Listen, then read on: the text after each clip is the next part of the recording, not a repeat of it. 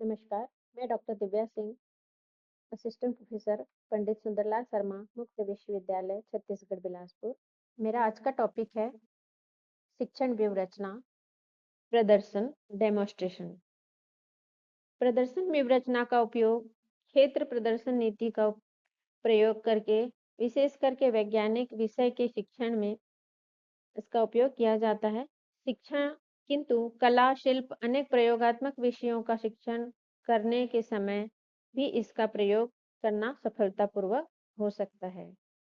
प्रदर्शन व्यूहरचना की सहायता से शिक्षक एवं विद्यार्थियों के बीच शाब्दिक अंतःकरण को बढ़ावा मिलता है। इस व्यूहरचना का सफल प्रयोग करने के लिए यह आवश्यक है कि शिक्षक प्रस्तुतिकरण, स्पष्टीकरण तथा वर्णन आदि प्रविधियों का उपयोग साथ साथ कर सकता है।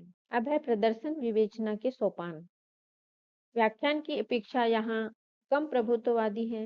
इसमें निम्नलिखित 3 सोपानों का वर्णन किया गया है। पहला है प्रस्तावना, इंट्रोडक्शन। दूसरा है विकास, डेवलपमेंट। तीसरा है एकीकरण, इंटीग्रेशन। प्रदर्शन व रचना को प्रभावित करने वाले कुछ निम्न घटक हैं जिनके बारे में हम देखते हैं। पहला है, जिन वस्तुओं का प्रदर्शन किया जाता है वह बहुत छोटी ना हो। ये वस्तुएं इतनी बड़ी होनी चाहिए कि सभी विद्यार्थी उन्हें बिना कठिनाई से देख सकें। इसके बाद है, वस्तुओं का प्रदर्शन करते समय कठिन भाषा एवं कठिन शब्दों का प्रयोग नहीं करना चाहिए।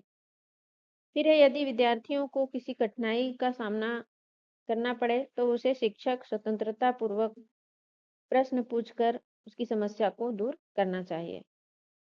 इसके बाद है कुछ विशेषताएं। इसमें शिक्षण को सामान्य स्तर तथा उसमें निम्न स्तर के छात्रों के लिए मुख्य रूप से प्रयोग किया जाता है। इसके द्वारा ज्ञानात्मक, क्रियात्मक पक्ष के मध्य निम्न स्तर के उद्देश्यों को प्राप्त किया जा सकता है। इस व्यूहरचना का प्रयोग करके अध्यापकों को पाठ विकास के लिए क्रमबद्ध सोपान का बोध होता है। अब है प्रदर्शन व रचना की सीमाएं। अध्यापकों की मौलिकता का विकास नहीं हो पाता। इसमें अनुसरण में अधिक बल दिया जाता है और छात्र पाठ प्रदर्शन का आदर्श मानकर कौशल का विकास करता है। अब इसके बाद देखते हैं वाद विवाद, डिस्कशन। वाद विवाद एक शैक्षिक समूह क्रिया है जिसमें छात्र सहयोग पूर्वक एक दूसरे से किसी भी प्रकार की समस्या पर चर्चा करते हैं। इस व्यूहरचना में शिक्षक प्रश्नों द्वारा किसी समस्या पर विचार करने के लिए छात्रों को प्रेरित करता है। शिक्षक पाठ का विकास छात्रों के उत्तर एवं अनुक्रिया द्वारा करता है। यह शिक्षक की एक सक्रिय मौखिक व्यूहरचना है। इसमें शिक्षक और छात्रों को अंतःक्रिया करने का पर्याप्त अवसर प्राप्त होता है। वाद विवाद के उद्देश्य। वाद विवाद व्यूहरचना का प्रयोग करने से छात्र तर्क शक्ति विकसित होती है, ज्ञान का विस्तार होता है तथा छात्रों को अभिव्यक्ति का पर्याप्त अवसर प्राप्त होता है। छात्रों में सहयोग द्वारा समस्या समाधान की प्रवृत्ति का विकास होता है। अब हम देखते हैं वाद विवाद व रचना के प्रकार। विद्यालयों में 2 प्रकार के वाद विवाद नीतियां, औपचारिक तथा अनौपचारिक का प्रयोग किया जाता है। औपचारिक वाद विवाद पूर्व निर्धारित कार्यक्रम तथा उद्देश्यों की पूर्ति के लिए अपनाया जाता है। इसमें निर्धारित अनौपचारिक वाद विवाद में स्वतंत्र मौखिक क्रिया प्रतिक्रिया होती है। इसमें भाग लेने वाले किसी नियम से बंधे नहीं होते। शिक्षक कक्षा में किसी समस्या के बारे में प्रश्न करके उस पर विचार मांगता है। विचार आने प्रारंभ हो जाते हैं और इस प्रकार वाद विवाद होने लगता है। वाद विवाद व्यूहरचना को प्रभावित करने वाले कुछ घटकों के बारे में हम चर्चा करेंगे। पहला है, वाद विवाद उद्देश्य निर्धारित होना चाहिए। फिर है वाद विवाद नीति का प्रयोग समस्या की पहचान, विश्लेषण तथा समस्या समाधान करने के लिए किया जाना चाहिए।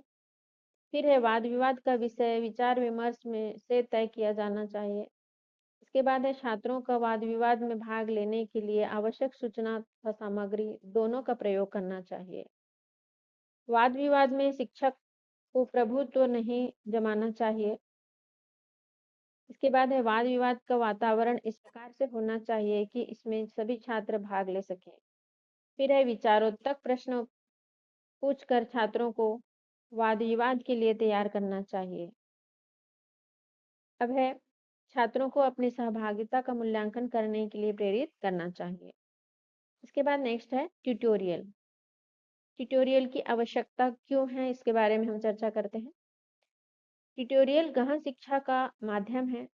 सामूहिक शिक्षण करते समय शिक्षक विद्यार्थियों की व्यक्तिगत समस्याओं का समाधान नहीं कर सकता।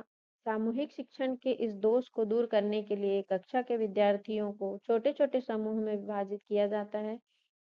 शिक्षक व्यक्तिगत शिक्षा द्वारा विद्यार्थियों के छोटे-छोटे समूह की समस्या को दूर करने का प्रयास करता है।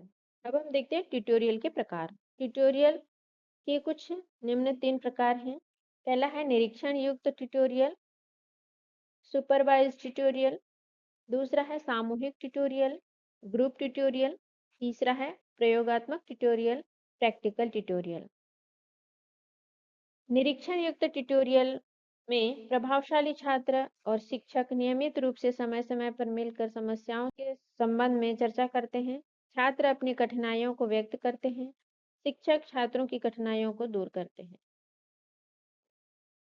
सामूहिक ट्यूटोरियल का संचालन सामान्य स्तर के छात्रों की कठिनाई को दूर करने के लिए किया जाता है। इस प्रकार से ट्यूटोरियल का संचालन करने के लिए शिक्षक को सामूहिक गतिशीलता तथा सामाजिक मनोविज्ञान का ज्ञान होना चाहिए। प्रयोगात्मक ट्यूटोरियल। प्रयोगात्मक ट्यूटोरियल का संचालन शारीरिक कौशलों के विकास तथा क्रियात्मक पक्ष के उद्देश्यों को प्राप्त करने के लिए किया जाता है। इसके लिए छात्रों को प्रयोगशाला में कार्य करना पड़ता है। इस प्रकार के रियल में छोटे कक्ष की छात्राओं के लिए अधिक लाभदायक होता है। अब हम देखते हैं भूमिका निर्वाह, रोल प्लेइंग। इसकी परिभाषा देखते हैं। भूमिका निर्वाह एक नीति है जिसके द्वारा कक्षा में 4-5 छात्र तथा समूह को दूसरों के अनुभव का अनुकरण किए कराया जाता है। पात्रों के रूप में विद्यार्थी अपनी भावनाओं की अभिव्यक्ति स्वाभाविक रूप से करता है। इससे उनकी अभिवृत्ति में परिवर्तन एवं विकास होता है। भूमिका निर्वाह एक औपचारिक विधि है जिसका प्रयोग करते समय विद्यार्थियों को बिना अभ्यास कराए ही भूमिका दे दी जाती है। विद्यार्थी उस भूमिका निर्वाह का कक्षा में अनुप्रयोग करता है। इतिहास, विज्ञान तथा साहित्य के इस प्रकार की व्यूहरचना का प्रयोग किया जाता है। उद्देश्य भूमिका निर्वाह व्यूहरचना के द्वारा छात्रों की अभिव्यक्ति का विकास, मनोरंजन, संवेगों की रचना तथा शारीरिक अभिव्यक्ति का विकास होता है। इसके बाद हम देखते हैं भूमिका निर्वाह के सोपान। इस व्यूहरचना का प्रयोग करने में निम्नलिखित 5 सोपानों का अनुसरण किया जाता है। कार्यक्रम की रूपरेखा तैयार करना, छात्रों की भूमिका निर्धारित करना, छात्रों से भूमिका निर्वाह करवाना, छात्रों के व्यवहार का अवलोकन करना, छात्रों की प्रतिपुष्टि करना। अब हम देखते हैं ब्रेनस्टॉर्मिंग। परिभाषा है इसकी। ब्रेनस्टॉर्मिंग एक जनजातीय व्यूहरचना है। इसकी परिभाषा देखते हैं। ब्रेनस्टॉर्मिंग जनतांत्रिक व्यूहरचना है। यह व्यूहरचना इस सिद्धांत पर आधारित है कि छात्रों को अंतःक्रिया द्वारा अधिक सिखाया जाता है। इस व्यूहरचना के अंतर्गत छात्रों को एक समस्या दे दी जाती है। छात्र समस्या पर विचार करते हैं और अनुक्रियाएं प्रदान करते हैं। शिक्षक छात्रों की अनुक्रियाओं को शामपट पर वर्गीकृत करके लिखता है। एक बिंदु ऐसा आता है जब छात्रों के समक्ष पूरी समस्या स्पष्ट हो जाती है। ब्रेनस्टॉर्मिंग के लिए आवश्यक कुछ बातें। ब्रेनस्टॉर्मिंग के अनुसार कुछ आवश्यक बातें हैं जिनका अनुप्रयोग करना आवश्यक है। इस विधि का प्रयोग करते समय कुछ ऐसे साधनों की मदद ली जाती है जिनमें छात्रों को परस्पर विचार विमर्श, तर्क वितर्क तथा वाद विवाद करने के लिए प्रेरित करते हैं। ब्रेनस्टॉर्मिंग एक समस्या केंद्रित व्यूहरचना है। इसमें जहां एक ओर विद्यार्थियों के ज्ञान में वृद्धि होती है, वहीं दूसरी ओर उन्हें समूह में बैठकर चिंतन करने के लिए भी प्रोत्साहन मिलता है। शिक्षा शास्त्रियों का मत है कि शिक्षक की तुलना में छात्रों का समूह अधिक मूल्यवान विचार प्रस्तुत कर सकते हैं। अतः शिक्षक को समय-समय पर ब्रेनस्टॉर्मिंग विवेचना का प्रयोग करना चाहिए। के बाद हम देखते हैं स्वाध्याय, सेल्फ स्टडी की परिभाषा है। विगत कुछ वर्षों में शिक्षा शास्त्रियों की ऐसी धारणा बन गई है कि परंपरागत नीतियों द्वारा छात्रों को ज्ञान प्राप्त करने के लिए बाध्य किया जाता है।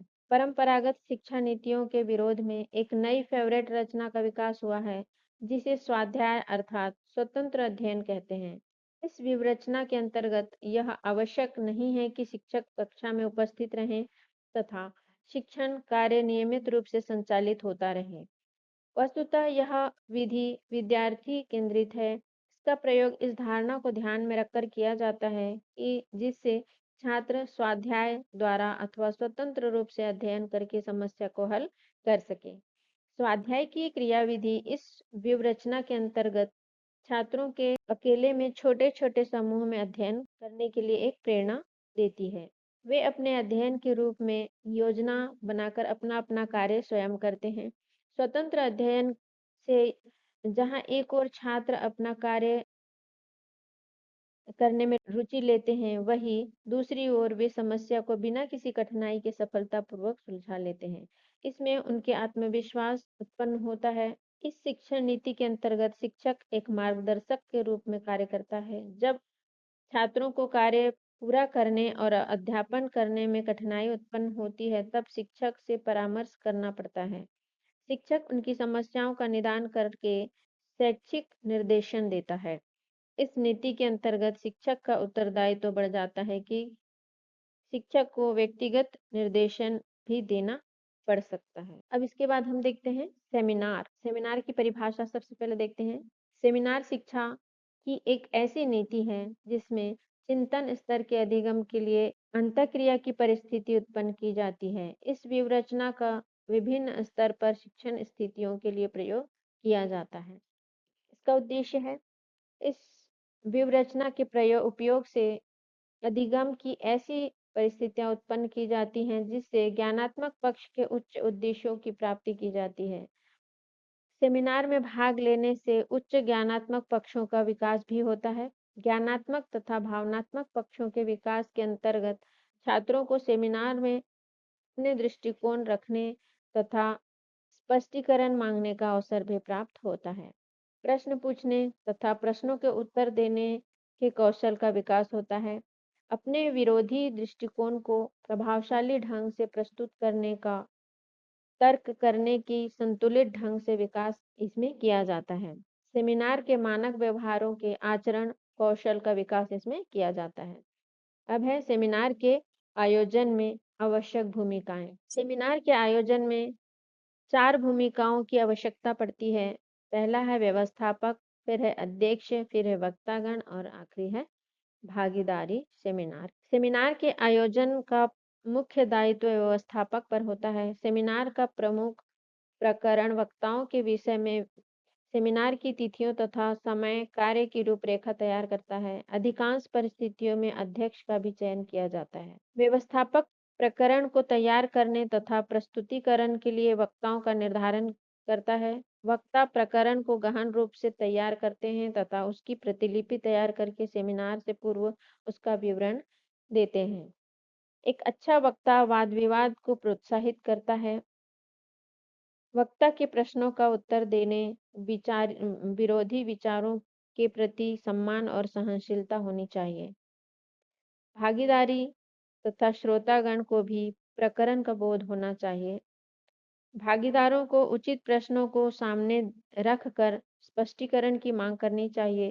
भागीदार प्रकरण संबंधी अपने अनुभव तथा विचारों को रख सकते हैं। उन्हें अपने प्रश्नों को अध्यक्ष द्वारा वक्ता तक पहुंचाना चाहिए। सेमिनार में 15 से 30 भागीदारों का सम्मिलित होना आवश्यक है। सेमिनार के लिए प्रकरण पूर्व नियोजित होता है। प्रकरण की विभिन्न पक्षों के लिए एक से अधिक वक्ता अलग-अलग प्रपत्र तैयार कर सकते हैं। अक्सर सेमिनार की व्यवस्था एक कक्ष तथा विभाग द्वारा महाविद्यालयों एवं विश्वविद्यालयों तथा शोध संस्थाओं के स्तर पर की जाती है। सेमिनार के कार्य के संचालन के लिए सेमिनार के भागीदारों में से ही अध्यक्ष का चुनाव किया जाता है। यदि सेमिनार 1 दिन से अधिक चलता है तो अध्यक्ष का चयन प्रतिदिन किया जाता है। प्रकरण को वक्ता द्वारा प्रस्तुत करने के पश्चात अध्यक्ष वाद विवाद का अवसर देता है। वाद विवाद के समापन पर अध्यक्ष अपने विचार प्रस्तुत करता है। इसमें यह प्रकरण संबंधित वाद विवाद के निष्कर्ष का संक्षिप्तीकरण करता है। प्रकरण के संबंध में अपना दृष्टिकोण प्रस्तुत करता है एवं अंत में वक्ताओं की सराहना करता है और सभी भागीदारों का सहयोग के लिए धन्यवाद करता है। सेमिनार की कार्यप्रणाली तथा वाद विवाद के प्रमुख पक्षों का आलेख भी तैयार किया जाता है।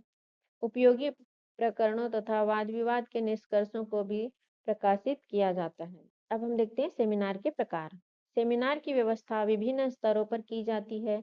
इस विचार से सेमिनार को 4 वर्गों में विभाजित किया जाता है। पहला है लघु सेमिनार, फिर है मुख्य सेमिनार, फिर है राष्ट्रीय सेमिनार और अंत में है अंतर्राष्ट्रीय सेमिनार। सेमिनार के उपयोग। सेमिनार के उपयोग में हम देखते हैं पहला ज्ञानात्मक एवं भावनात्मक विकास के लिए, दूसरा है लोकतांत्रिक मूल्यों के विकास के लिए, तीसरा है प्रस्तुतिकरण तथा तर्क की क्षमता विकसित करने के लिए, चौथा है उच्च प्रकार की अधिगम आदतों का विकास करने के लिए, पांचवा है स्वाध्याय को प्रोत्साहित करने के लिए, छठा है आलोचनात्मक चिंतन विकसित करने के लिए और सातवां है प्रकरण संबंधी निरीक्षण तथा अनुभव को प्रस्तुत करने के लिए।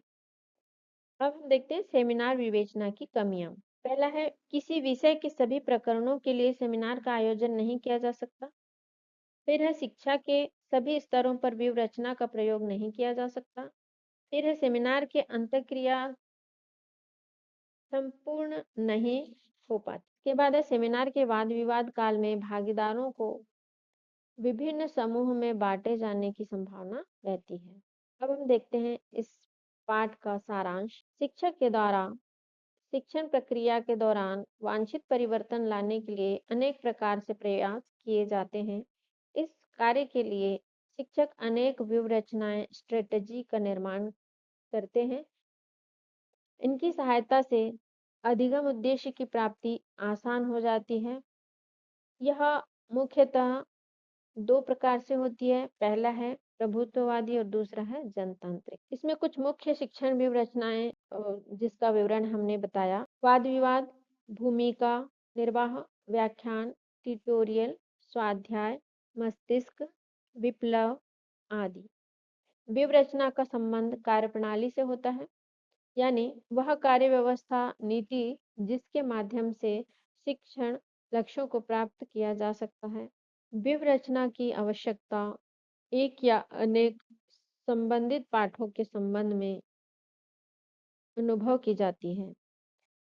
यह एक या कई पाठों की सामान्यकृत व्यवस्था है जिसमें संरचना अनुदेशात्मक लक्ष्यों के अनुसार वांछनीय छात्र में व्यवहार परिवर्तन तथा इसके सफल कार्यान्वयन हेतु सुनिश्चित नियुक्तियों की रूपरेखा उपलब्ध होती है।